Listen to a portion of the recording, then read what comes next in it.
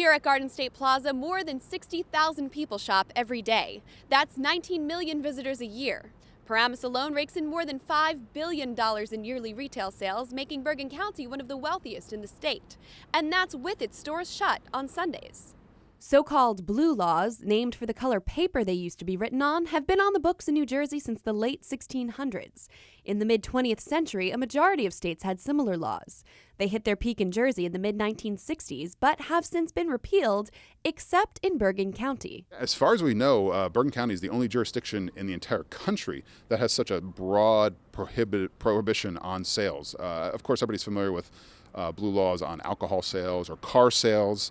But as far as we can tell, the only place in the entire country that has a prohibition on clothing and electronics is Bergen County.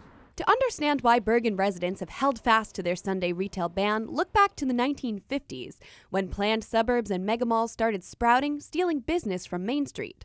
Mom-and-pop retailers sided with religious-minded residents to push for blue laws so they could have a day off without paying for Sunday staff.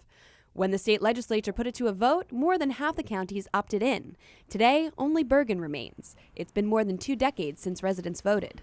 Mitch Horn wants to put a referendum back on the ballot. I was almost always in need of something from Babies R Us or Target, and so I ran into that instance a number of times where my wife and I really needed a baby item, and we were unable to get it on such short notice without taking quite a long drive. And so, unfortunately, I spent quite a bit of time trucking back and forth to either Secaucus or to Morris County or up to New York. To move forward, Horn needs to submit a petition with 55,000 handwritten signatures. That reflects a tenth of Bergen's registered voters. His Facebook group, Modernize Bergen County, gathered 3,000 and is hoping to fundraise $20,000 to hire a firm to get the rest.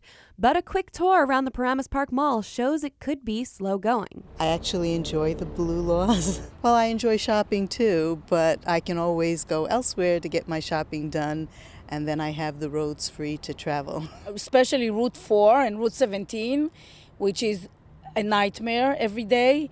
This is the only day that if you want to go to the city or something, it's not that condensed, not so much traffic. I think it's insane. You know, pretty much every other county has an option to shop on Sunday.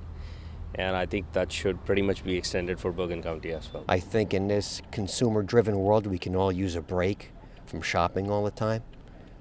It's kind of become a religion, is consuming, so I think it's great. I think you should have it for 2 days a week. But is a forced break sustainable for brick-and-mortar stores and harried shoppers? We run 24/7 lives. You know, people are shopping at 4 a.m. on Amazon.com. How do you compete with that if you're losing a day a week? This is really about a quality of life issue.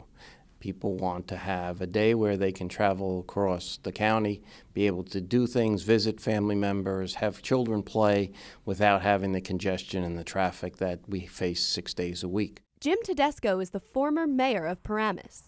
In the mid-90s, his town voted to keep the blue laws 13-1. It's 1 or 2 municipalities kind of holding the rest of the county hostage, and we think that needs to be rectified. The New Jersey Retail Merchants Association tells us it's planning to propose a legislative fix. That could be a measure to let each municipality determine its own fate, or a full-out repeal. In Paramus, I'm Erin Delmore, NJTV News.